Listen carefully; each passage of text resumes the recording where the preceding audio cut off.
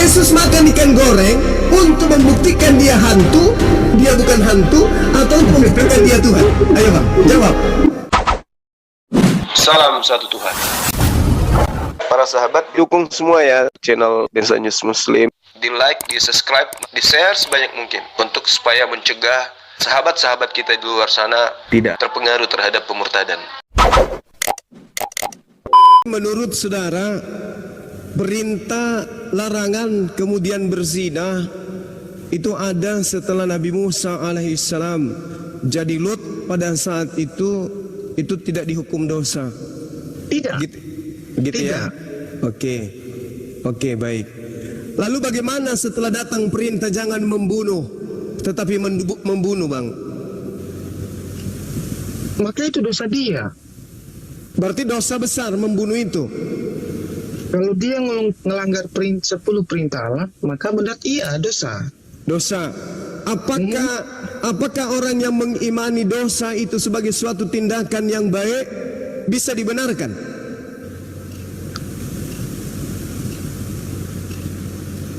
Tidak bisa dibenarkan. Tidak bisa dibenarkan. Ketika murid Yesus bertanya kepada Yesus dalam Matius 19, "Guru, perbuatan apa yang bisa menyebabkan aku memperoleh hidup yang kekal?" Kata Yesus, "Lakukanlah semua perintah Allah." Murid bertanya, "Apa perintah Allah itu wahai guru?" Yesus mengatakan, "Jangan engkau membunuh." Boleh tidak Yesus dibunuh? Tidak boleh. Tidak boleh. Kalau membunuh Yesus dosa atau tidak? Dosa. Siapa yang membunuh Yesus adalah pelaku dosa. Bagaimana dengan mereka yang mengimani pembunuhan kepada Yesus adalah sebuah tindakan kebaikan?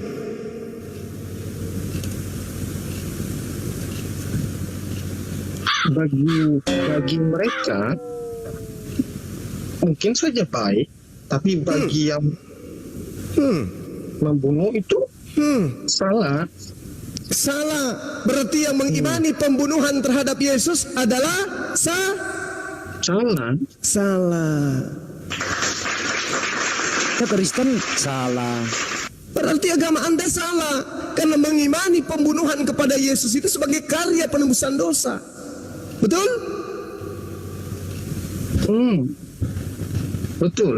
Betul. Bisa ikuti saya? Asyhadu. Jangan engkau membunuh, Bung. Jangan engkau membunuh. Berarti Yesus itu tidak boleh dibunuh. Haram hukumnya Yesus itu dibunuh. Sebagaimana perintah yang ada di dalam Keluaran 20 di dalam kitabnya orang Yahudi. Kemudian Yesus kembali mengatakan, jangan engkau membunuh. Andai saja saudara Tony hidup di zaman Yesus, mau enggak saudara Tony ikut berkongkol dengan mereka yang melakukan pembunuhan terhadap Yesus? Mau enggak? Tidak. Tetapi kalau Anda tidak ikut berkongkol, Anda tidak ditebus dosa-dosa Anda. Pilih mana? Pertanyaan yang sulit. Ikuti saya, Bu. Asyhadu. Maaf Bang Jemaat. Yesus mengatakan di dalam pengajaran yang masih ada di dalam kitab saudara, Ya. bahwa jangan engkau membunuh. Di dalam Yohanes 6 nomor 70, Yesus mengatakan, bukankah aku yang memilih engkau yang 12 orang ini, tapi salah satu di antara kalian adalah iblis. Bang Tony, yang iblis ini siapa menurut Yesus? Yudas. Betul? Siapa yang menyerahkan Yesus kepada tentara Romawi? Yudas, betul? Yudas. Ya. Betul? Apa akibat daripada pelamporan Yudas, pengkhianatan Yudas terhadap gurunya? Yesus ditangkap, betul? Iya. Apa akibat Yesus ditangkap? Yesus dibunuh, betul? Tepat. Siapa yang gembira dan tepuk tangan ketika Yesus berhasil dibunuh? Jawab. Kaum Israel yang menentang dia. Iblis. Mari kita buktikan. Mari kita buktikan bahwasanya yang tepuk tangan itu adalah iblis. Saya bacakan data kepada saudara. Di dalam Lukas 23 nomor 2, di situ mereka mulai menuduh Yesus. Mereka berkata, kami dapati orang ini menyesatkan rakyat. Yesus menghasut orang-orang supaya jangan membayar perpuluhan kepada kaisar, pajak kepada kaisar, sebab katanya Yesus ini adalah Kristus, seorang raja. Kemudian di dalam Yohanes 11 nomor 45 sampai 53, dengarkan baik-baik. Banyak di antara orang Yahudi yang datang melawat Maria dan menyaksikan sendiri apa yang Yesus perbuat, dan mereka percaya kepada Yesus.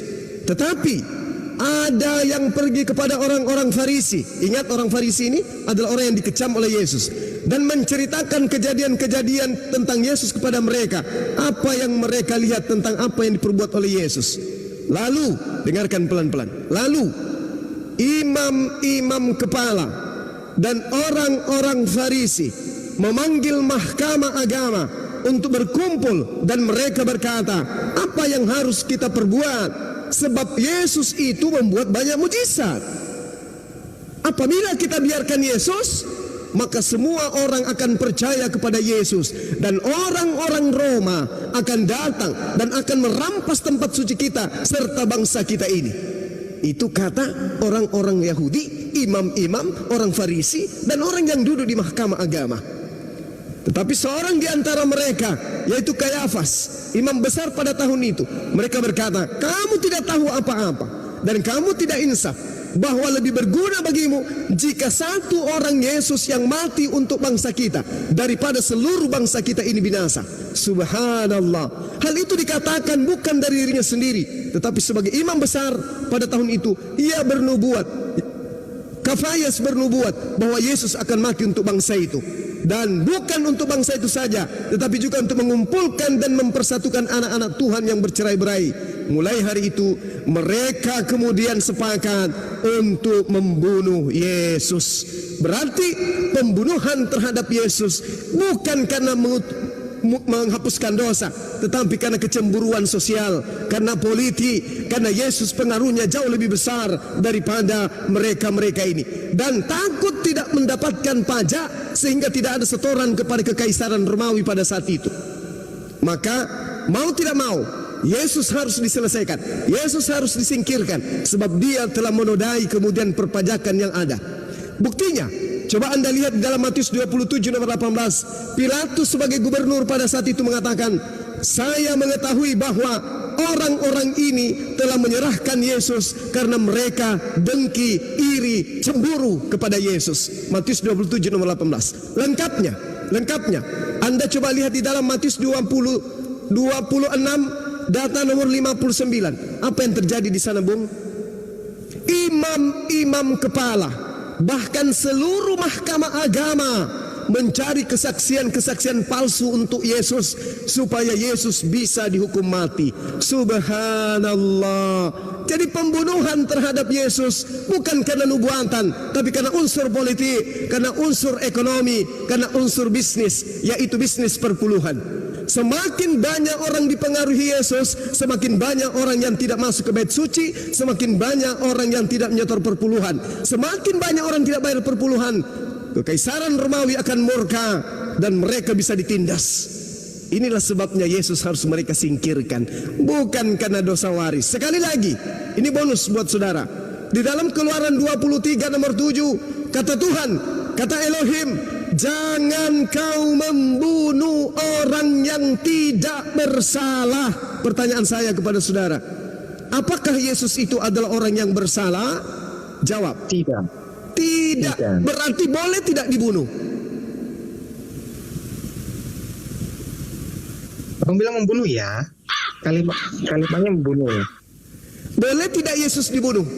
Tidak boleh. Tidak boleh. Ikut saya, Bung. Asyhadu an la ilaha illallah wa asyhadu anna Muhammadar Rasulullah. Berarti Isa, Yesus benar diangkat ke langit. Tidak dibunuh. tak boleh dibunuh. Baca Mazmur 91 satu perikop. Yesus diselamatkan oleh Allah dengan cara Allah mengutus malaikat untuk menatang Yesus di tangannya agar kaki Yesus tidak terantuk kepada batu. Allahu Akbar, takbir, silakan. Allahu Akbar.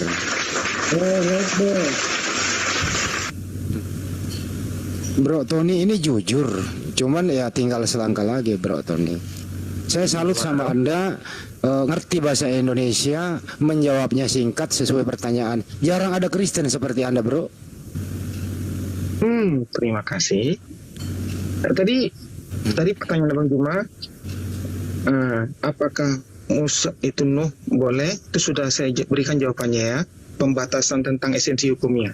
Jadi esensi hukum itu ada 3: perintah, larangan, dan kebolehan. Verbot, genot, dan mogen. Terus pertanyaan berikutnya tadi abang bilang gini, Yesus itu tidak membayar perpuluhan kan? Tapi pada Matius 22 ayat 21, dia gini, jawab mereka, gambar dan tulisan kaisar. Lalu kata Yesus kepada mereka, berikanlah kepada kaisar apa yang wajib kamu berikan kepada kaisar, dan kepada Allah apa yang wajib kamu berikan kepada Allah.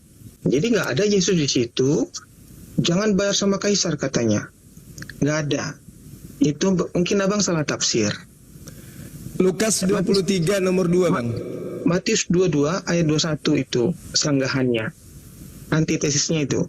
Lukas Yesus 23 nomor 2. Matius 23 nomor 2. Coba ahli-ahli baca Taurat, original teksnya. ahli-ahli Taurat dan orang-orang Farisi telah menduduki kursi Musa. Itu yang mana? Matius 23 Iya, Matius 23 ya. versi BIMK. Apa? Enggak ada di sini, Bang. Di sini LAI. Oh, Anda hanya pakai LAI berarti. Ya, maaf kalau nggak ada. Jadi pertanyaan berapa? Lukas 23 nomor 2. Oh, Lukas 23. Yes. Lukas 23 nomor 2. Yes, Di versi situ BIM. mereka mulai menuduh dia, katanya, telah kedapatan oleh kami bahwa orang ini menyesatkan bangsa kami dan melarang membayar pajak. Mulai menuduh. Itu kan fitnah. Di situ mereka mulai menuduh Yesus. Kalau itu fitnah, kenapa kemudian mereka melakukan kesaksian-kesaksian palsu terhadap pembunuhan Yesus? Untuk apa? Sementara di dalam kitab saudara Matius 27:18, Pilatus nomor 18, coba Anda baca. Matius 27:18. ayat 18. Ia memang mengetahui bahwa mereka telah menyerahkan Yesus karena dengki. Ya. Iya, difitnah dia kan untuk disaksikan, Iya, apa betul. dipidana mati. Berarti imam-imam Yahudi, rabi-rabi Yahudi, bahkan mahkamah agama, ingat, mahkamah agama dan Iya. imam Yahudi, ketika kita berbicara mengenai dua kelompok ini, itu kita sedang berbicara tentang ahli kitab yang memahami tafsiran kitab. Tetapi mereka kemudian melakukan tindakan yang mana merugikan Yesus disebabkan karena Yesus tidak berpihak kepada mereka. Baca Matius 23 satu perikop. Iya, Ya kan? iya, imam Yesus. Karena di situ untuk menjadi imam besar itu prosesnya panjang, Ya, betul. Nah, sekarang permasalahannya adalah ya. benar tidak Yesus itu dibunuh karena kesaksian-kesaksian palsu? Bohong. Ya? Dia itu difitnah. Iya enggak? Saya tanya dulu. Benar Ya. tidak? Benar tidak kalau Yesus itu dibunuh karena kesaksian-kesaksian palsu? Yesus tidak melakukan kesaksian palsu. Orang-orang yang ada pada zamannya kemudian itu melakukan kesaksian-kesaksian palsu. Betul atau tidak? Karena dengki kan, memfitnah dia. Iya. Yang saya tanya, benar tidak pembunuhan terhadap Yesus itu dihasilkan dari kesaksian-kesaksian palsu? Betul atau tidak? Ini ada yang bilang Uni Risma meninggal dunia apa sih? Netizen ini? Enggak. Oh, gila. Sembarang ngomong mereka ini. Apa tadi? Itu Bang Cuma, maaf ya. Benar tidak bahwa pembunuhan terhadap Yesus, penangkapan terhadap Yesus itu disebabkan oleh kesaksian-kesaksian palsu? Oh iya, benar. Kesaksian palsu, iya. Berarti Yesus itu mati bukan nebus dosa, tapi dia mati karena kena fitnah. Karena mereka kemudian memfitnah Yesus, sehingga Yesus itu dikatakan bersalah. Sedangkan Pilatus sebagai gubernur yang menetapkan hukuman terhadap Yesus mengatakan Yesus tidak bersalah, tetapi mereka kemudian memaksa, mereka dengki terhadap Yesus. Betul apa kagak? Iya, benar. Betul. Berarti tidak ada penebusan dosa, melainkan pembunuhan terhadap Yesus hanya karena kecemburuan sosial. Iya. Lalu bagian membunuh itu betul dilarang. Tapi penebusan ini hal yang lain, Bang. loh, mana dalilnya menebus dosa menggunakan darah manusia? Mana perintahnya menebus dosa kesalahan Bani Israel dengan darah manusia? Di mana dalilnya? Ada enggak? Bantu saya. Al-Quran menjelaskan di dalam surah Al-Hajj ayat 34. Allah Subhanahu wa taala telah mensyariatkan kepada seluruh umat yang diberikan nabi kepada mereka. Apa kata Allah?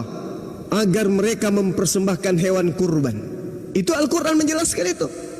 Begitu juga Imamat 1 nomor 2. Katakanlah kepada Bani Israel, apabila mereka ingin mempersembahkan kurban kepada Tuhannya Elohim, maka sampaikan, ajarkan kepada mereka agar mempersembahkan hewan ternak, kambing, domba, lembu. Tidak ada manusia. Walikulli ummatin ja'alna mansakan liyazkuru ismallah ala ma razaqahum min bahimatil an'am. Diperintahkan semua nabi yang diutus kepada mereka umat, tiap-tiap umat telah kami syariatkan penyembelihan kurban supaya mereka menyebut nama Allah terhadap binatang ternak yang telah direzekikan Allah kepada mereka. Ini Al-Quran menjelaskan. Imamat 1 nomor 2 juga sama. Kurban hanya boleh dengan hewan. Bahkan Yesus dalam Matius 8 nomor 4, pergilah kepada imam, perlihatkanlah dirimu kepada imam, persembahkanlah persembahan yang sama diperintahkan oleh Nabi Musa. Nabi Musa, Imamat 4, Imamat 1 diperintahkan untuk mempersembahkan kurban hewan berupa ternak. Siapa yang mengajari Kristen menebus dosa dengan darah manusia? Sedangkan di dalam kitabnya orang Yahudi, orang yang mempersembahkan manusia kepada sembahan-sembahan mereka hanya dianut oleh penyembah dewa Molok. Imamat 18:21. Janganlah kau serahkan seorang anakmu untuk dipersembahkan kepada dewa Molok, supaya jangan engkau melanggar kekudusan nama Elohim. Akulah Tuhan. Imamat 20 nomor 3. Aku Tuhan, aku sendiri akan menentang orang itu dan akan melenyapkan dia dari tengah-tengah bangsanya, karena dia menyerahkan anak manusia kepada dewa Molok. Saya setuju. Oke, sekarang saya bertanya. Di dalam Wahyu kitab saudara diterangkan bahwa Yesus itu dipersembahkan. Di dalam Ibrani 9 nomor 28 ada kata prospero, artinya dipersembahkan, bukan dikorbankan. Pertanyaan saya, Yesus dipersembahkan kepada dewa siapa? Dipersembahkan pada dewa? Iya, karena di situ original teksnya Theos. Prospero, Theos. Theos kan dewa. Dewa kan? Theos. Dewa Theos kan? Kalau ya atau ya? Kita harus jujur. Kita harus dari jujur. Yunani. Artinya dewa. Betul? Betul? Bukan. Lalu apa? Lalu apa, Bang? Lalu apa? Theos itu apa? Hotheos. Iya, Hotheos itu apa? Sang dewa. Pertanyaan saya, Yesus dipersembahkan kepada dewa siapa? Harus dijawab ini. Kalau kepada Elohim, Yod-Heh-Vav-Heh, Hashem, Adonai, Tuhan Abraham, Ishak dan Yakub, tidak mungkin. Tadi saya bacakan dalil. Tuhan tidak mau mempersembahkan manusia. Bahkan ketika Allah menguji Abraham alaihissalam di dalam kitab Kejadian 22, dia diuji untuk mempersembahkan anaknya. yang tunggal. Lalu Allah menggantikannya manusia itu dengan kurban hewan. Tuhan memerintahkan mempersembahkan sebagai ujian kepada Abraham, tapi diganti oleh Allah dengan hewan kurban. Tuhan aja punya hewan kurban, yaitu yang menggantikan anak tunggalnya Abraham, seperti yang ada dalam Al-Quran surah Safat ayat 107. Nah, sekarang kalau Tuhan sendiri yang harusnya manusia diganti hewan, kenapa di Kristen yang harusnya hewan diganti manusia? Yesus dipersembahkan kepada dewa siapa? Ingat tadi, jangan engkau membunuh orang yang tidak bersalah. Iya. Jangan engkau membunuh. Nah, sekarang Yesus dibunuh. Pembunuhan terhadap Yesus dipersembahkan kepada siapa? Kepada Theos, Bang. Kepada Theos. Theos mana yang membutuhkan darah manusia? Theos Molok. Molok. Namanya gini. Molok. Yang Subhanallah. hampir mirip itu pemikiran Abang. Subhanallah. Masya Allah. Asyhadu. Bercanda. Iya. Jadi hanya dewa Molok yang kepadanya dipersembahkan manusia.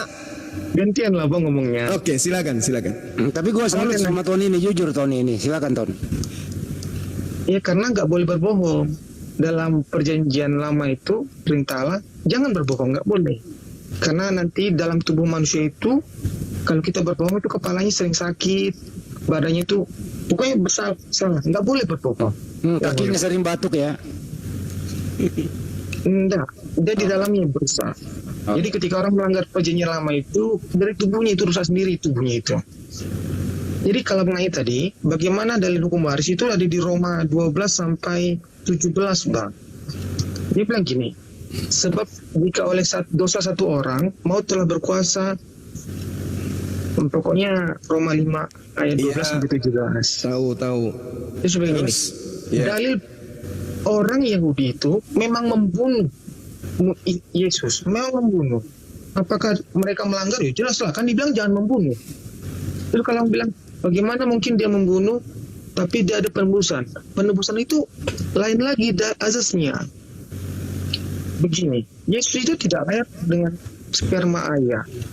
Ada saya pernah belajar. Sedikit Bang Tony, saya tanya. Yes, Yang betul itu orang suci yang dijadikan tebusan atau orang fasik yang dijadikan tebusan?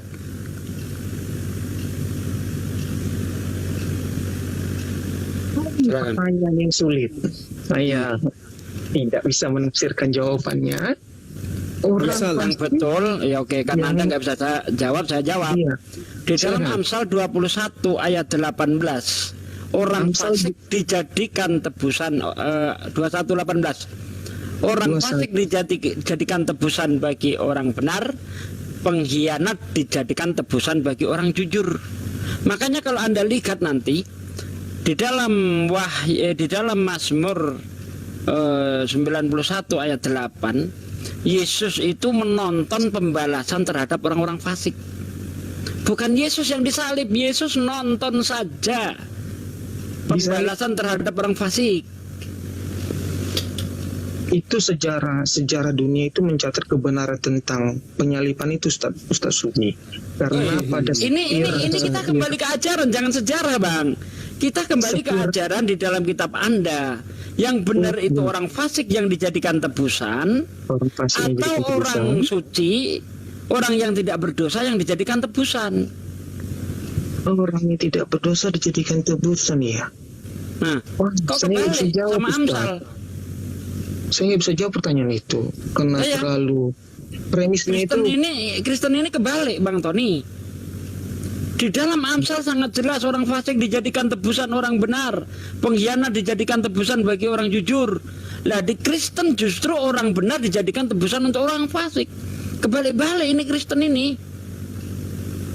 Begini.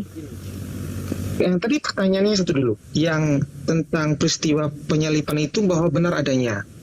Itu terbukti dari DNA darah yang cuma memiliki 23 kromosom. Manusia di dunia ini nggak ada yang 23 kromosomnya. Karena Yesus lahir itu tanpa bapak, jadi kromosom si Musa itu nggak turun sama dia. Yusuf itu tidak turun sama dia. Itu benar. Yang kedua pertanyaan itu Ustaz Suki bilang, apakah orang fasik dipersembahkan untuk orang benar? Apakah orang benar untuk orang fasik? Kayaknya ada yang salah sama premisnya lah Ustaz. Salah. Itu seperti omnipotence paradox, seperti pertanyaan, bisakah Allah menciptakan batu sangat berat sehingga dia tidak bisa mengangkat?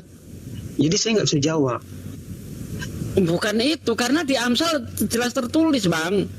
Di Amsal tertulis orang fasik dijadikan tebusan bagi orang benar, pengkhianat dijadikan tebusan bagi orang jujur.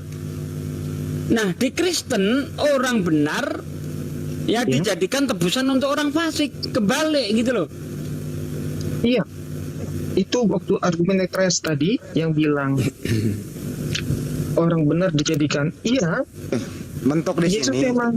Bentar dulu Ton, biar nggak kemana-mana. Tadi Tony udah ngakui kok waktu diskusi sama Bang Juma bahwa sebenarnya nggak boleh itu orang bersalah dibunuh untuk menebus dosa orang lain. Artinya di sini Tony udah jujur bahwa Yesus itu tidak mati disalib karena Yesus tidak ada salah. Udah dijawab sebenarnya tadi. Cuman secara transparan enggak, tapi Tony udah ngakui dengan jujur tadi itu. Oke. Tadi kamu udah akui, Ton.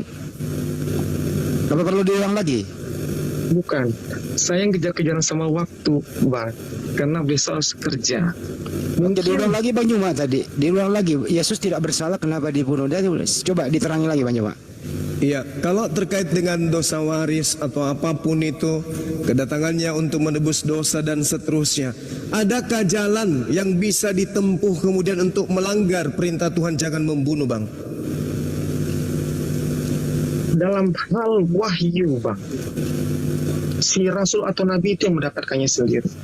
Ya itu dia, makanya ada tidak jalan untuk dihalalkan demi untuk melanggar perintah Tuhan. Hal yang dilarang itu menjadi benar. Contoh, ketika Yesus mengatakan jangan engkau membunuh, boleh tidak Yesus dibunuh? Jangan membunuh itu perintahnya Musa. Dia hanya Yesus melanjutkan, ditanya, wahai guru, apa hukum yang terutama? bukan begitu, bukan itu. Wahai guru, baca Amsal 19. Wahai guru, Amsal perbuatan 19. Matius. Matius. Pekerjaan apa yang harus aku lakukan supaya aku memperoleh hidup yang kekal? Yesus mengatakan, jika engkau ingin memperoleh hidup yang kekal, lakukanlah segala perintah Allah. Perintah seperti apa itu, wahai guru? Pertama, jangan membunuh. Jadi kalau jangan membunuh, jangan bersaksi dusta. Sekarang kalau saudara mengatakan lolos dari kunci pertama, jangan membunuh. Yang membunuh aja yang mendapatkan dosa. Nah sekarang saksi dusta boleh nggak? Tak boleh. Nggak boleh. Nah kenapa Anda bersaksi bahwa kematian Yesus itu untuk menebus dosa manusia? Iya, saya bersaksi di situ, Bang. Di mana Tuhan mengatakan bahwa aku mengutus anakku Yesus untuk menebus dosa manusia? Di mana itu? Kalau tidak, Anda melakukan kesaksian palsu. Di Roma 5 tadi, Bang. Roma 5 itu surat Paulus 12 untuk orang 17. Roma. Yang kita minta ini firman Tuhan. Atau jangan-jangan Paulus sudah jadi Tuhan Anda? Tidak mungkin. Nah, yang tidak Ya, mungkin. hanya pengajar. Yang saya minta firman Tuhannya. Untuk membantah firman Tuhan itu sendiri, maka kita butuhkan firman Tuhan yang lain. Jangan engkau membunuh, jangan kau bersaksi palsu, jangan kau membunuh orang yang tidak bersalah. Apa yang bisa menghalalkan Yesus dibunuh?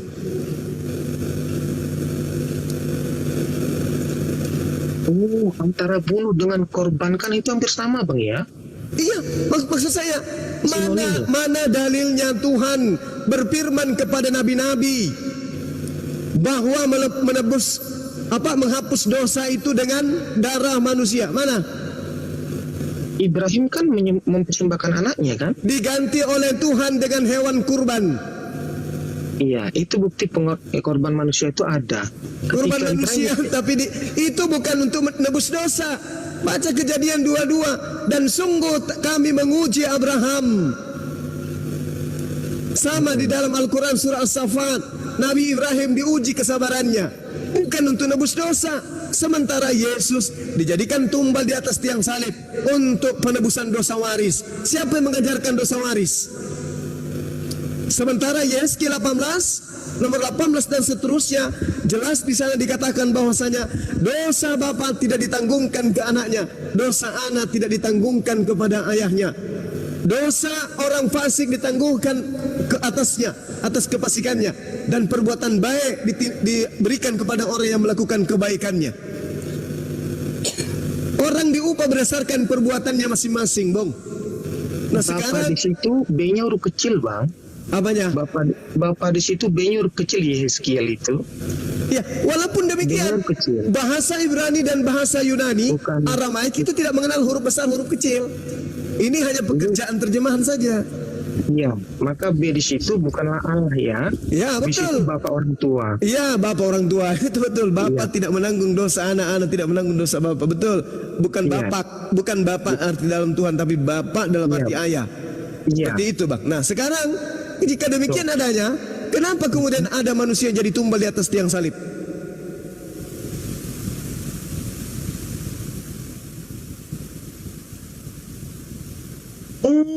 Udahlah Ton, aku aja lah.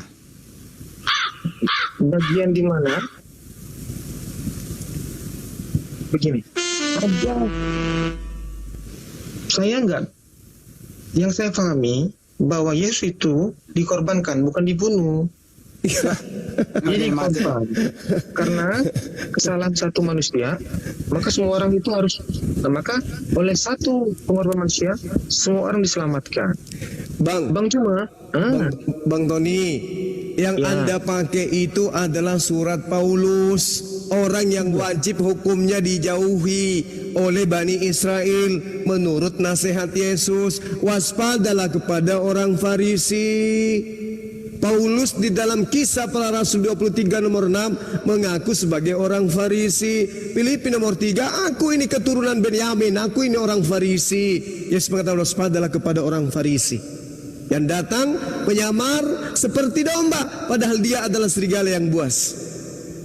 Anda mencoba untuk menampar firman Tuhan dengan pengakuan Paulus.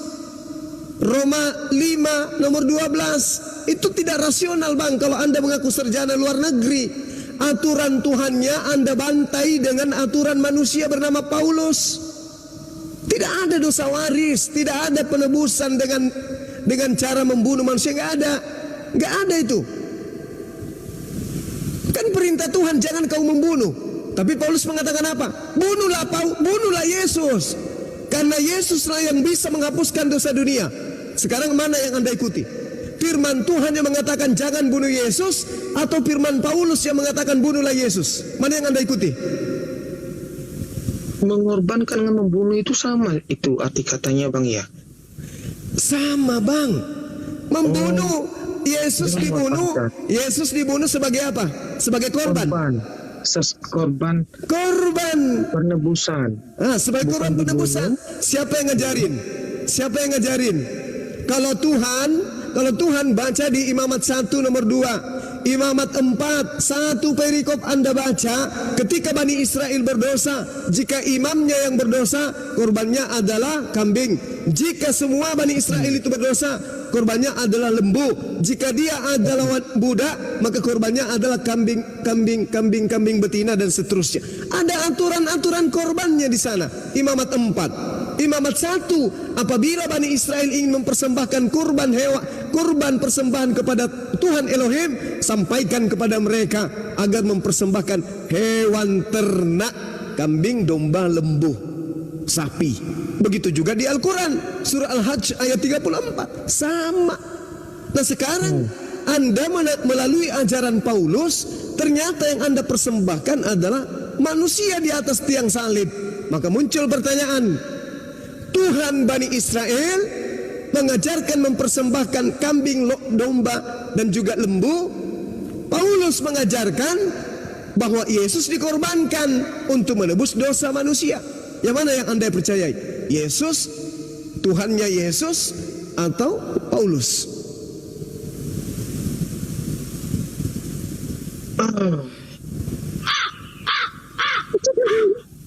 Pikir, Bo. Tony, mikir. Begini, Yesus itu yang bersedia, Bang, untuk dikorbankan, Bang. Dia yang bersedia untuk ditangkap. Nggak ada. Bung, kalau Yesus itu bersedia ditangkap, dia ditangkap tidak perlu ada kesaksian palsu. Kalau dia itu Tuhan yang datang jadi manusia untuk dibunuh. Begitu dia datang kepada Bani Israel, dia akan kompak dengan Paulus. Di dalam Galatia 1, Paulus mengaku, aku dipilih menjadi rasul dari sejak rahim ibuku. Tapi kenapa tidak pernah ketemu? Kemudian, kalau Yesus itu betul-betul datang untuk menjadi tebusan di atas tiang salib, maka sudah pasti imam-imam rabi-rabi Yahudi, mahkamah-mahkamah agama yang paham kitab mereka tidak perlu melakukan kebohongan untuk membunuh Yesus. Dan Yesus sendiri akan tampil, wahai hambaku Bani Israel, akulah Yahweh yang datang kepada bapa kalian Abraham, Ishak dan Yakub. Sudah tiba saatnya kalian membunuh saya di atas tiang salib agar dosa-dosa kalian dihapuskan. Harusnya kayak begitu. Tapi apa yang terjadi? Yesus sembunyi kemana-mana dari kejaran-kejaran tentara Romawi. Ingat, di dalam Markus 14 nomor 50, ketika Yesus ditangkap, semua murid Yesus lari tunggang langgang meninggalkan Yesus. Iya.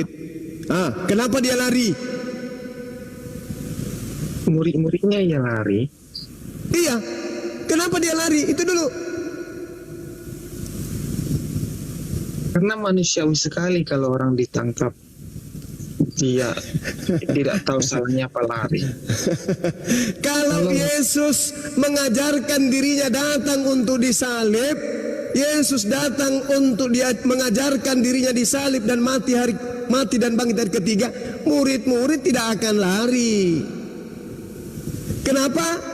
Karena dia mendapatkan pengajaran dari gurunya, aku mati, aku ditangkap, aku bangkit pada hari ketiga. Mana faktanya? Bangkit pada hari ketiga dulu, Bang. Kalau dia bangkit pada hari ketiga, Bung, dan itu sudah diajarkan oleh Yesus, kenapa di Lukas 24 nomor 37 ketika Yesus kemudian datang di tengah-tengah muridnya yang mengira Yesus sudah ditangkap, tiba-tiba dia, begitu Yesus menampakkan diri di tengah-tengah mereka, mereka ketakutan sebab mengira melihat hantu. Iya. Kenapa mengira melihat hantu? Kenapa? Ya karena dia, pemikiran mereka udah mati, tiba-tiba kok nengok jadi hantu. Berarti tidak ada ajaran dia akan bangkit pada hari ketiga.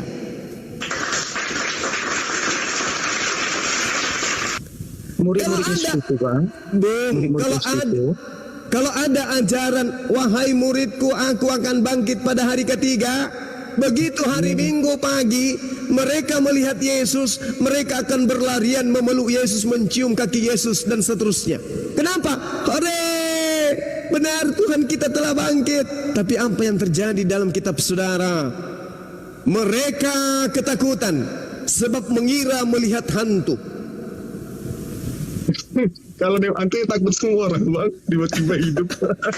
Kan sudah diajarkan. Aku akan bangkit pada hari ketiga, Yando. Tapi karena tidak pernah diajarkan, yang ada di dalam benak mereka, guru kita sudah mati. Tiba-tiba muncul, kaget mereka, hantu ini kayaknya. Kan dia sudah mati, kok dia bisa bangkit? Hantu ini. Tidak mungkin dia ada, dia kan sudah ditangkap, dia kan sudah dibunuh. Kenapa dia datang? Hantu. Tapi Yesus mengatakan apa? Ada apa dengan kalian ini? Baca data selanjutnya. Akulah ini Yesus. Lihat tanganku, lihat kakiku, rabalah aku. Murid-murid belum yakin, mereka masih ragu. Yesus mengatakan apa? Adakah di antara kalian yang punya makanan? Yesus seketika itu, diberikan apa? Ikan goreng dan sedikit madu. Yesus makan ikan goreng untuk membuktikan dia hantu, dia bukan hantu, atau untuk membuktikan dia Tuhan. Ayo bang, jujur bang. Yesus makan ikan goreng untuk membuktikan dia bukan hantu, atau untuk membuktikan dia Tuhan. Jawab. Tentukan dia itu bukan hantu lah. Alhamdulillah, Masya Allah. Diskusi kita selesai. Sekarang saatnya Saudara Tony untuk merenungkan. Silakan Bang Handi. Ton, kalau Yesus rela mati, kenapa dia berdoa, Ton? Di Matius 26:39. Iya, dia berdoa sama Adonai. Dia kan rela mati. Terus kenapa dia berdoa lagi untuk diselamatkan? Di situ hanya ketakutannya yang muncul, Bang. Coba baca Bukannya ada Matius ketakutan. 26:39. Matius 26 ayat 39. Ya. Matius Bang Juma 26. terlewatkan itu Bang Juma. Matius 26 ayat Silakan. 39 ya. Iya. Maka ia maju sedikit, lalu sujud dan berdoa, katanya, "Ya Bapakku, jikalau sekiranya mungkin, biarlah cawan ini lalu daripadaku, tetapi janganlah seperti yang ku kehendaki, melainkan seperti yang engkau kehendaki." Ya, dia berdoa sama Allah ya. Tapi kan tadi Anda mengatakan Yesus itu memang rela untuk mati, tapi bukan kehendaknya. Kenapa bertolak belakang? Kok dia berdoa? Makanya dia bilang untuk kehendakmu, katanya. Dia itu udah tahu kemanusiaannya itu takut loh bang untuk mati. Katanya rela untuk mati. Rela Rela atau itu takut? sama takut itu keberanian yang tidak bertindak loh Lu bang. jujur lah Ton, jujur, konsisten dong. Lu tadi jujur loh. Banyak gimana ini? Kok tadi rela? Kok dia berdoa Banyak? Kenapa ini? Tetap ada ketakutannya kan. Hal yang logis sekali. Kealahannya Bang Andi, alahan. Tadi Bang Juma terlewatkan itu ya Bang Juma ya? Iya, Ya. silakan. Ya maksud saya itu kok dia rela untuk mati, ya ngapain berdoa lagi tuh? Bang Juma tadi udah Ada rasa takut di situ, Bang. Hai Israel, aku tidak takut mati. Aku memang datang untuk mati nanti menebus dosa. Kan begitu tadi urutannya. Ya, Gitu. Tapi kenapa mesti dia berdoa lagi kalau dia sudah memang harus mati? iya, katanya sudah rela dikorbankan. Nah, itu. Gitu loh. Itu Ada kan- rasa takut bang situ bang. Tuh, lu Begini. tahu nggak proses itu sampai titik darah itu saking berdoa semalaman itu loh, saking ketakutan loh Yesus itu. Iya, takut dia. Ya, kenapa? Kalau takut berarti dia nggak rela mati dong. Tapi kan dia menjalani. Ya berarti ini kontra. Begini, Bagaimana nih banyak terus? Gue pusing. rasa takut itu tidak memupuskan kata-kata rela. Lah. Berani itu kan ketakutan yang bergerak. Jadi berani itu tidak menghilangkan rasa takut. Berani itu adalah ketakutan yang bertindak. Jadi ketika dia rela untuk itu, dong disalib, dia sudah tahu, sudah takut memang. Ingat, keberanian itu adalah ketakutan yang bertindak. Kali ini gua kasih lu skor 0, lu nggak jujur. Oke, saudara Tony. Di dalam kitab saudara Yohanes 13 nomor 4, Yohanes 3. lalu Yesus bangun menanggalkan jubahnya. Yohanes 13 nomor 4. Yohanes 13 sama 4. Lalu bangunlah Yesus dan menanggalkan jubahnya. Ia mengambil sehelai kain lenan. dan Yes. mengikatnya pada tiangnya. Yes. Pada saat penangkapan ada seorang laki-laki yang berlari melepaskan kain lenannya lalu lari dengan telanjang. Pertanyaan saya, siapa yang lari setelah melepaskan kain lenan? Saya belum baca ayat itu, Bang. Saya belum baca ayat itu. Markus 14 nomor 52. Setelah penangkapan ada seorang laki-laki di belakangnya melepaskan kain lenan dan lari dengan telanjang. Pertanyaan saya, tadi yang menggunakan kain lenan siapa? Kalau pada ayat Yohanes 13, Yesus di sini. Yesus. Yang lolos dari penangkapan melepaskan kain lenan lari telanjang itu siapa? Pada ayatnya tertulis nama dia tidak, Pak? Tidak, tapi menggunakan kain lenan. Bagaimana bisa diasumsikan dia? Ya. Dia yang menggunakan kain lenan. Pada ayat itu ada nama dia di situ. Tidak ada, tapi tolong tunjukkan siapa yang menggunakan kain lenan selain Yesus. Saya belum baca ayat itu, Bang. Subhanallah. Kedua, di Yeremia 23 nomor 15. Yeremia 23 ayat 15. Sebab itu beginilah firman Tuhan semesta alam mengenai para nabi itu. Sesungguhnya aku akan memberi mereka makan ipu dan minum racun, sebab dari para nabi Yerusalem telah meluas kefasikan ke seluruh negeri. Nabi Yerusalem. Ya. Oke? Mazmur 69:27. Bahkan mereka memberi aku makan racun, dan pada waktu aku haus, mereka memberi aku minum anggur asam.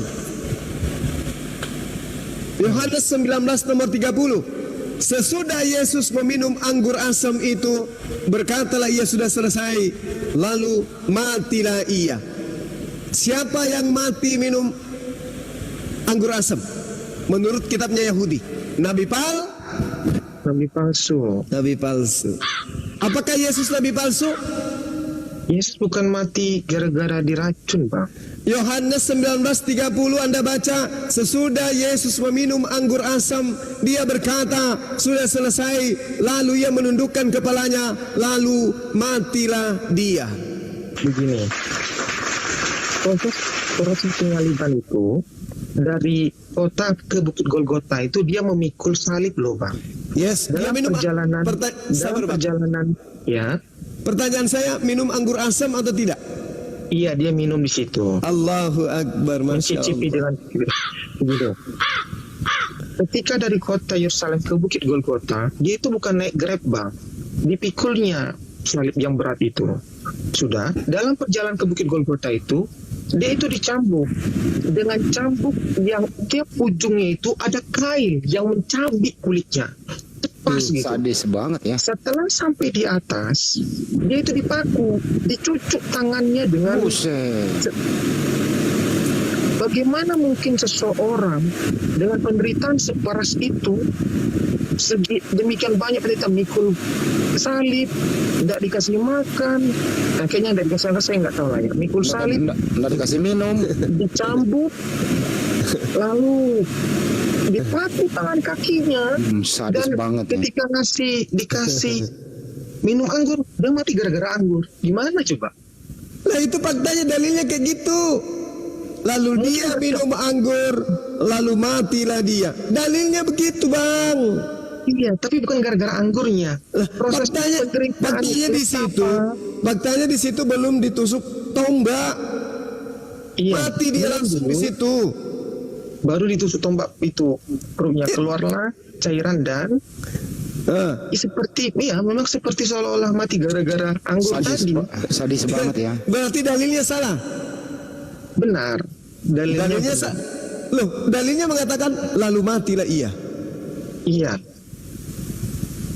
Mati, belum ditombak. Ada namanya proses investigasi dalam hukum, Pak. Buset. Tahu, saya paham, saya ngerti. Iya. Saya ini sarjana bahasa daerah di luar negeri. Paham saya. Iya. Jangan karena tiba-tiba ada orang berdarah mati, jatuh pisau, abang yang megang pisaunya, Dalilnya mengatakan maka matilah dia.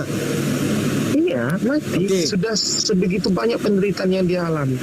Bang Juma, yakinlah saya ingin. Bang Tony, kalau Iya, Ustaz. memang penyebabnya itu dicambuk, disiksa, tidak mungkin Pilatus heran. Karena memang pada faktanya tidak ada orang disalib mati dalam waktu sekejap, minimal 3 hari. Kalau Sakit penderitaan itu, yang Ustaz. terjadi pada Yesus, dicambuk dan sebagainya, Cuma itu 3 jam. menjadi penyebab kematian Yesus, Pilatus tidak heran. Berarti Pilatus sudah sering melihat hal itu. Tapi Pilatus heran karena memang faktanya tidak ada orang mati disalib dalam waktu 3 jam, Jauh minimal Pak, 3 jarak hari. Jarak Apa Yerusalem. faktanya? Faktanya, Bang, ini saya kasih fakta. Faktanya 2 orang yang ada di sebelah kanan dan kiri Yesus Masih hidup. itu tidak mati disalib. Dia nanti mati ketika kakinya dipatahkan. Itu fakta bahwa Yesus tidak mati dalam waktu 3 jam. Monggo Bang Juma. Matinya kenapa? Minum racun. Lanjut. Minum racun, nabi palsu dia, sebab bukan Nabi Isa itu. Yang ketiga, Lukas 22:16, Yesus berjanji tidak akan makan roti Paskah lagi selain nanti di kerajaan surga. Tetapi Lukas 24:30, waktu kemudian Yesus itu keluar dari makam, Yesus makan roti. Ini jelas bukan Yesus yang asli nih. Karena yang asli mengatakan tidak akan makan roti lagi kecuali nanti di surga. Tapi ternyata setelah penyaliban ada Yesus makan roti. Ketiga, keempat, Matius 26 nomor 29. Yesus berjanji tidak akan minum anggur lagi. Tetapi yang saya katakan tadi dalam Yohanes 19:30, Yesus minum anggur lalu menyerahkan nyawanya, lalu matilah dia. Paham ya? Yesus Amsal tidak pernah 11. menyebut Tuhannya dengan sebutan Eli. Ya, Yesus tak pernah menyebut Eli, sementara yang disalib teriak Eli. Amsal 11 nomor 8, orang benar diselamatkan dari kesukaran, lalu orang fasik yang akan menggantikannya. Amsal 21 nomor 18, orang fasik dipakai sebagai tebusan bagi orang benar, dan pengkhianat sebagai ganti orang yang jujur. Tergenapi semuanya ya. Sekali lagi, Amsal 11 nomor 8, orang benar diselamatkan dari kesukaran, lalu orang fasik menggantikannya. Siapa yang fasik? Yang berkhianat terhadap Yesus. Aku yang memilih engkau yang 12 orang ini, tapi salah satu di antaramu adalah iblis. Siapa iblisnya? Sang pengkhianat. Sang pengkhianat ini adalah orang fasik. Amsal 11:8 pembuatannya jelas, orang yang benar diselamatkan, lalu orang yang fasik menggantikannya. Amsal 21:18, orang fasik dipakai sebagai tebusan bagi orang benar, dan pengkhianat sebagai ganti orang yang jujur. Subhanallah. Nabi Isa alaihissalam diselamatkan oleh Allah Subhanahu wa taala, lalu yang menggantikannya adalah orang yang diserupakan dengan beliau. Saya kira begitu Bang Ton. Anda butuh istirahat, Anda butuh minum air hangat, Anda butuh piknik. Renungkan hasil diskusi kita pada malam hari ini. Semoga sehat selalu Bang Tony. Terima kasih Bang Juma. Terima kasih. Izinkan saya, karena besok saya kerja. Siap. Ton, Ya? satu lagi dulu Ton. Tadi kan gini Ton. Itu sebentar dulu Ton, lu dengerin gua dulu nggak bener lu. Iya. Ini Iya, dulu, bener. Ton. Tadi kan menurut kesepakatan bersama nih di kitab Perjanjian Lama lah disebut di sana itu nggak boleh membunuh, apalagi membunuh orang yang tidak bersalah, betul ya? Iya, nggak boleh. Nggak boleh. Terus kenapa Paulus membolehkan membunuh Yesus? Yang mana yang lu percaya? Suatu pengorbanan itu melalui kematian, Bang. Kan dilarang membunuh ya orang tidak bersalah.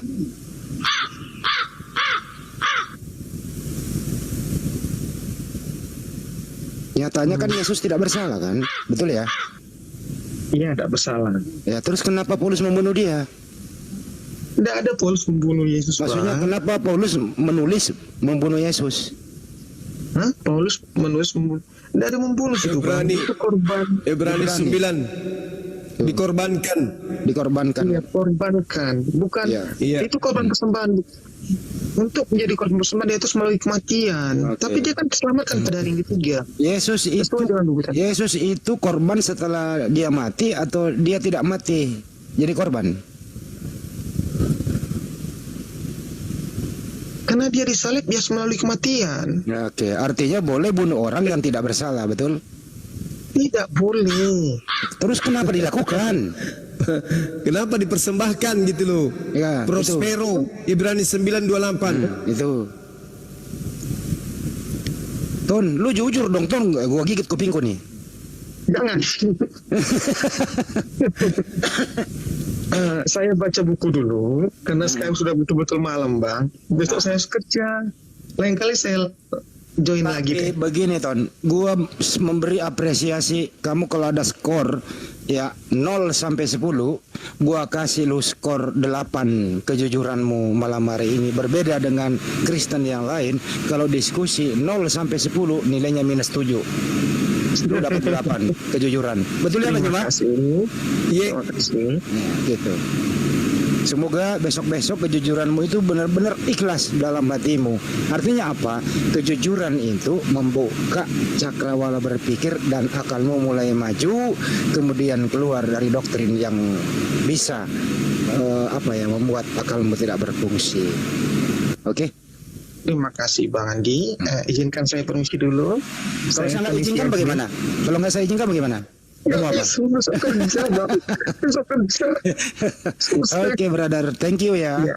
Selamat malam. Bang Juma, Ustaz. Iya. Silakan permisi ya. Makasih Bang Tony. Saya Tony dari kayak mana lagi? Ada biasanya tuh. Saya Tony Serjana. Apa dia bilang Serjana? Iya, lupa dia. Kayak mana dia tuh? Kalau dia Tapi mau anak pamit. ini udah jujur loh Bang Juma ya. Ada jujurnya lah. Iya, semoga aja. Insya Allah. Pelan-pelan. Benar. Diskusinya enak, jujur, tidak ngotot kayak yang tadi gitu loh. Beda sama si Pipo kalau ditanya. Gimana kalau Tapi Pipo? udah makan. Apa itu makan? Nah itu. Itu dia. Apa hikmah apa hikmah ini Bang Juma dan Pak Desugi, tolong bergantian. Apa hikmah kita membahas dalam hal tidak boleh ya ada tumbal manusia? Kenapa di peristiwa Nabi Ibrahim itu digantikan dengan hewan? Apa hikmahnya di sini Pak Juma dan Pak Desuki, silakan. Iya, silakan akhi. Bang Juma aja. Cuma diwakili Bang Juma udah nanti. Selesai. Bu. Iya. Allah Subhanahu wa taala menjelaskan di dalam Al-Qur'an Al-Karim. Bismillahirrahmanirrahim. Likulli ummatin ja'alna mansakan hum nasiku fala yunazi'annaka fil amr wad'u ila rabbih. Ya, setidaknya seperti itu ayatnya Bang Andi. Di situ Allah menerangkan begini.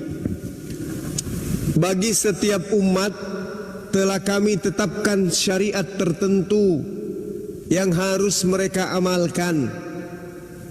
Maka tidak sepantasnya mereka berbantahan dengan engkau dalam urusan syariat ini. Dan serulah mereka kepada Tuhanmu, sungguh engkau wahai Nabi Muhammad berada di jalan yang lurus. Innaka la'ala hudam mustaqim. Ini pernyataan Allah. Jadi bagi setiap umat telah disyariatkan ketetapan bagi mereka yang sudah ditentukan kemudian untuk mereka amalkan. Itu sudah ada itu, Nabi. Jadi mereka kemudian orang-orang yang diberi syariat seperti kemudian apa yang disyariatkan Allah kepada Nabi Ibrahim dan keturunannya, itu adalah satu pegangan yang tidak akan mungkin kemudian dirubah oleh siapapun.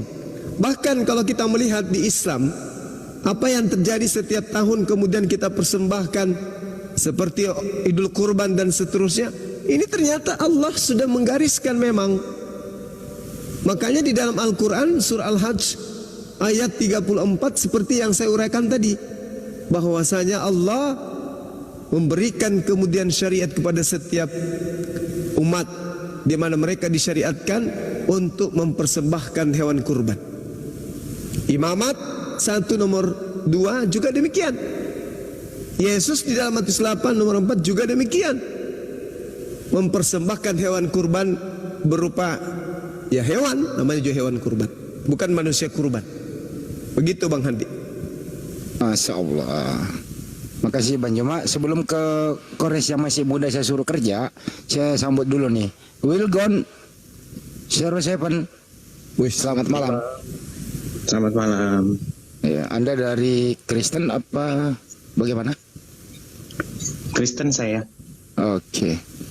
Ada yang ingin ditanggapi atau kalau belum menyimak tadi ada yang mau ditanggapi atau bagaimana?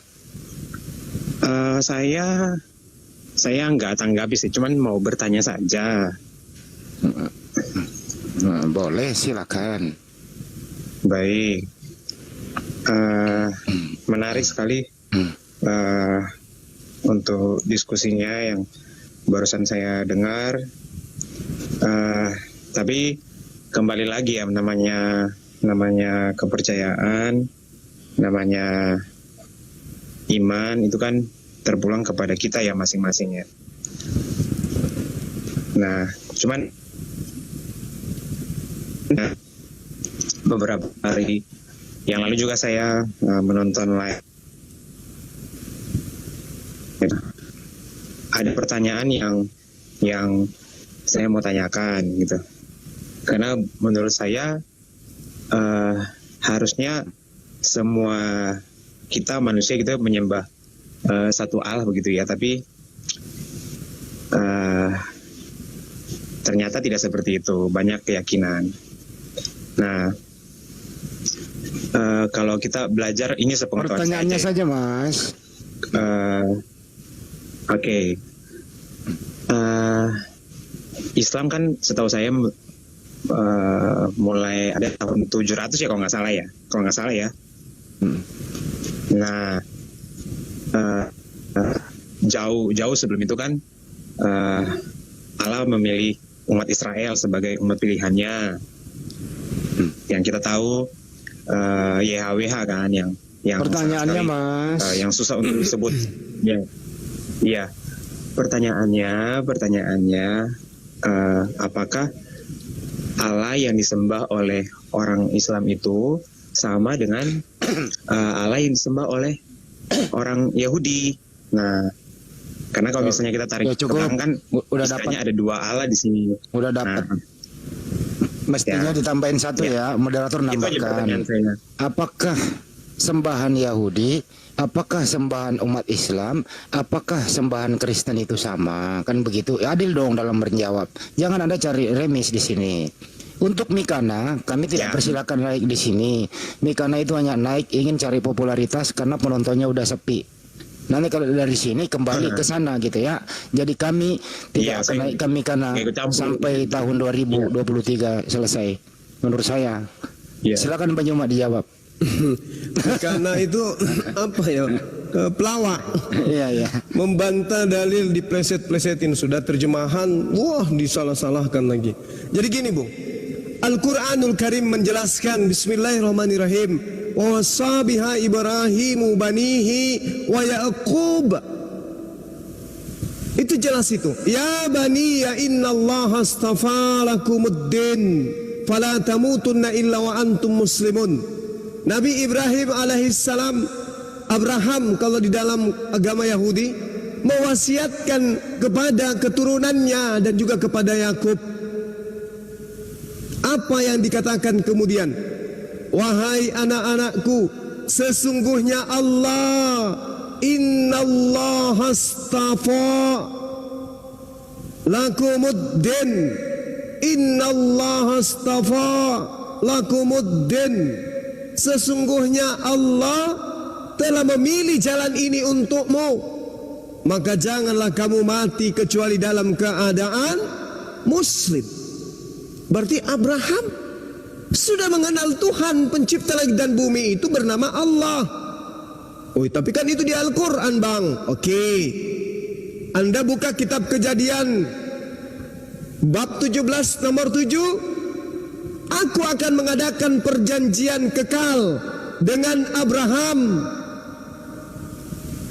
bahwa aku akan menjadi Tuhanmu wahai Abraham, Tuhan anak-anakmu, Tuhan keturunanmu secara turun-temurun. Ini perjanjian kekal, Bang. Tidak bisa ada yang membatalkan. Aku Tuhan pencipta langit dan bumi, akan menjadi sembahan, akan menjadi Tuhanmu wahai Abraham, Tuhan anak-anakmu, Tuhan keturunanmu secara turun-temurun. Wa wassa biha Ibrahimu banihi wa Yaqub ya baniya innallaha astafa lakumuddin fala tamutunna illa wa antum muslimun. Jadi Tuhan yang kami sembah itu sama. Makanya kitab Yahudi hari ini kalau mereka terjemahkan ke dalam bahasa Arab, maka kata Adonai yang berasal dari 4 huruf, yaitu Yod, He, Vav, He, mereka akan menggantikan dalam bahasa Arab dengan sebutan Allah. Itu yang saudara harus pahami. Sementara hebatnya umat Islam, ketika Al-Quran diterjemahkan ke dalam bahasa manapun, Allah tetap Allah, Allah tetap Allah. Al-Quran diterjemahkan dalam bahasa Bugis, Allah tidak berubah menjadi puang. Terjemahkan dalam bahasa Makassar, tidak berubah menjadi Karaeng. Diterjemahkan ke dalam bahasa Jawa, tidak berubah menjadi Gusti. Tetap aja Allah. Allah. Mau kemanapun pergi Al-Quran diterjemahkan, Allah tetap Allah. Sekali Allah, tetap Allah. Itu jadi Tuhan yang disembah oleh para nabi itu adalah Allah Subhanahu wa taala. Kalau Anda kurang yakin, baca Roma 1 nomor 25. Sebab Tuhan yang maha kekal itu adalah yang maha suci lagi maha tinggi. Subhanallah, subhanahu wa ta'ala. Masya Allah. Oke ya? Silakan. Aku nambahin dikit guru nah. Silakan Tuan Guru muda. Waduh, aku mah Taliban. Dari tadi kek Ini apa? Lagi sial aku nih. Konektor rusak, noise. Belum itu. Itu nanti giliran akhi yang menjelaskan itu. Ya, jadi Wilgun, kalau nggak percaya nama Tuhan yang benar itu Allah, bukan Yahweh atau Yesus itu, perhatikan anak perjanjian dan anak pemberkatannya Abraham. Perjanjian itu siapa? Ishak. Pemberkatan itu Ismail. Kenapa namanya nggak Ismayah sama Israyah, tapi Ismail dan Israel? Selamat datang di kebenaran. Udah itu aja. Lanjut Gurunda dan Satsuki. Kesel banget aku nih Mike. mungkin juga gini Bang Joma, tadi ada luput bahwa kalau ada Yudaisme ingin ke villa itu Bang Joma, dia pilih gereja apa masjid ya? Masjid. Ya, Masjid. artinya sembahannya sama. Ya, karena di Islam mereka mengenal Tuhan mereka di Yahudi Hakodes. Ya. Sementara di Islam juga dikenal Al-Quddus, Maha Suci. Kenapa nggak pilih gereja dia Bang Joma? Karena gereja itu adalah tempat berhala. Apa buktinya berhala? Di dalam kitabnya orang Yahudi, Yesaya 43 nomor 10, engkaulah saksi-saksiku, tidak ada Tuhan yang dibentuk sebelum aku, dan tidak ada Tuhan yang dibentuk setelahku. Yesus itu adalah manusia yang kemudian dianggap sebagai Tuhan. Sedangkan Yesus itu adalah makhluk yang dibentuk. Roma Itu 14:9 ya. Iya. Masa. Roma 14:9. Untuk itulah Yesus mati agar bangkit menjadi Tuhan, baik untuk orang berdosa, baik untuk orang hidup maupun orang yang telah mati. Oke, baik. Wilgon sebentar 666 di mute dulu. Wilgon 07 silakan ditanggapi.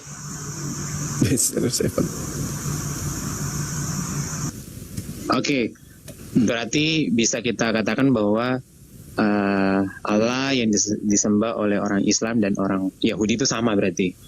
Ya. Ya. Oke. Saya itu saja pertanyaannya.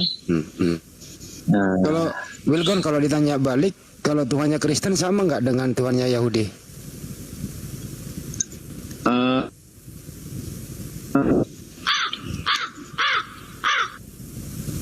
Biar adil dikit loh.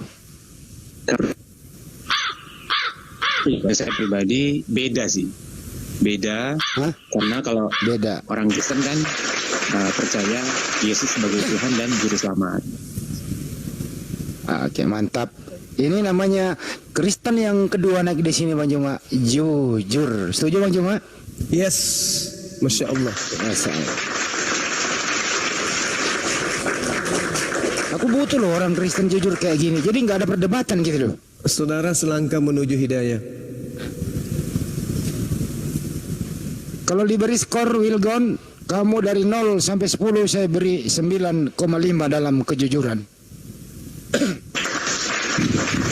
Jadi Wilgon mau masuk Yahudi atau Islam? Nah, kalau saya Kristen, Mau masuk kemana? Yahudi atau Islam? ya Kristen dong. Oh tetap Kristen ya. Tetap dia Kristen. Jadi kenapa dia tetap percaya Yesus Tuhan? Berbeda Tuhannya Yahudi dan Tuhannya Kristen. Tuhannya Yahudi bukan Yesus. Gak apa-apa, dia jujur kok. Kita nggak mau menghakimi dia di sini. Terima kasih brother. Itu Tuhannya Yahudi itu marah nggak diambil sama kau Kristen itu bang? Hah? Kan beda Tuhan. Saya rasa habaib kita di sini sangat terhibur malam hari ini. Ada pesan apaan Bib? Ada pesan kesan Bib di antara kedua penanya Bib? Pesan-pesannya banyak yang naik ke atas ini, hotel ini ngomongnya sekali A sekali B, C, A B C, balik lagi ke A, balik lagi ke D, pertanyaannya diulang-ulang. Apapun yang diterangkan sama Gurunda Juma kayaknya nolak semua itu yang saya lihat. Innalladzina kafaru. Masya Allah. Tapi apa Bib, lebih diskusi malam hari ini lebih teratur, agak di sana ada kejujuran di sana. Ya, ada kayak seperti Bang ini, siapa nih Bang Wilgo 770 ini ya. Balik ya, 007 ya. Siap Bib. Dia ada membedakan beda Tuhan Yahudi sama beda Tuhannya dia gitu. Terus ditanya, kamunya mau masuk Tuhan Yahudi atau Islam? Tetap dia ke Kristen, balik lagi kan? Ya. Masya Allah. Makasih Bib atas tanggapannya, dan terima kasih juga Bib selama ini berjamaah bersama kita. Banggalah kami ditemani habaib diskusi pada malam hari ini. Makanya kadang-kadang tuh Bang Juma grogi Bib menyampaikan gitu loh. Ya janganlah, saya pun belajar juga di sini. Ini banyak ini yang di bawah ini tulisannya tak apa-apa kan. Anggap aja lalat di atas bangki semua tuh ya. Jadi nggak enak ya. Allah, Masya Allah, Bib. Banyak yang minta saya turun nih. Jangan turun Bib, temani kita di sini Bib. Siap, saya lihat dulu aja lah, insyaallah. Iya, baik Bib, syukran. Nah, sekarang saya ingin bertanya kepada saudara Will. Tadi kami sudah menjelaskan dan Anda sudah mengakui Tuhan Anda dan Tuhannya Yahudi itu beda. Pertanyaan saya, Bung, apakah Tuhannya Yesus, Tuhan yang tempat Yesus berdoa, dengan Tuhannya orang Kristen, tempat saudara Will berdoa, yaitu Yesus, itu sama? Maksudnya gimana Bang? Yesus berdoa, Yesus menggantungkan harapannya kepada hakikat yang ada di langit. Pertanyaan saya, apakah sama hakikat Tuhan yang disembah Yesus? Ingat Yohanes 4 nomor 22, aku menyembah apa yang aku kenal, kalian menyembah apa yang tidak kalian kenal. Pertanyaan saya, apakah sembahan Yesus dan sembahan saudara Will itu sama?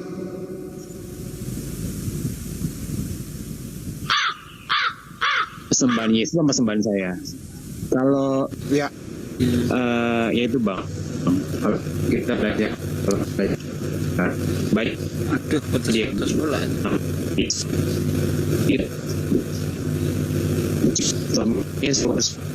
Kalau terputus-putus nanti bisa diulang. Dek, coba bisa diulang lagi Will.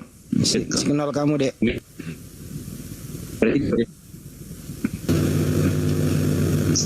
Will. Oke, kalau Yesus jelas Sayang suaranya robot ya. Putus. Breakdance tuh badan. Will, kalau mau breakdance badan, jangan suara. Suara susah kita.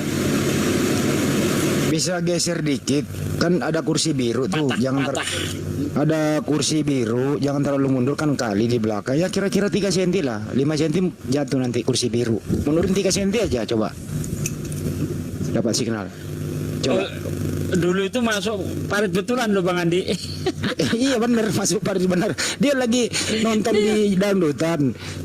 Ada kali di belakang, Pak, tolong mundur cuman ya 5 cm lah, jangan 10. Dia mundur 10 jatuh ke kali. Itu loh, cari signal. Ini terjadi loh. Ya, Will coba mundur 3 langkah. Ingat saya itu. Oke, sudah. Nah, dapat kan?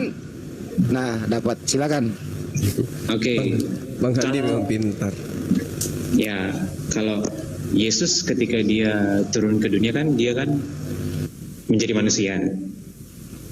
Nah, menjadi manusia, tetapi dia kan Allah gitu ya, Allah yang turun ke bumi menjadi manusia. Kalau menurut saya, kalau misalnya Yesus turun, dan ketika dia Allah, dia turun dengan segala kemuliaannya. Kalau kita baca dalam kitab Wahyu, nanti Yesus akan datang dengan segala kemuliaannya. Maka kan istilahnya kalau kita datang, Allah datang turun ke dunia, maka kita aja manusia nggak tahan gitu loh, maksudnya nggak akan tahan gitu kita sebagai manusia gitu kan, karena dia datang dengan segala kemuliaannya, bercahaya gitu kan. Nah, tapi ini kan dia dalam bentuk manusia, artinya dia menjadi sama seperti kita manusia, dan mau membaur dengan manusia, artinya dia juga harus seperti kita juga berdoa kepada Tuhan, meminta kepada Tuhan. Karena kita harus perhatikan dikotominya Yesus juga, gimana dia berperan sebagai Allah dan juga manusia gitu, kalau menurut saya. Oke. Kalau boleh kasih skor 0 sampai 10, saya kasih skor 2 di sini. Kamu udah nggak jujur. Diulang pertanyaannya Bang Pak, atau diperjelas lagi? Iya. Yesus datang kepada Bani Israel sebagai teladan, sebagai gembala bagi Bani Israel. Di dalam Yohanes 10 nomor 27, Aku mengenal pengikutku, pengikutku mengenal aku, mereka mendengarkan aku dan mengikuti aku.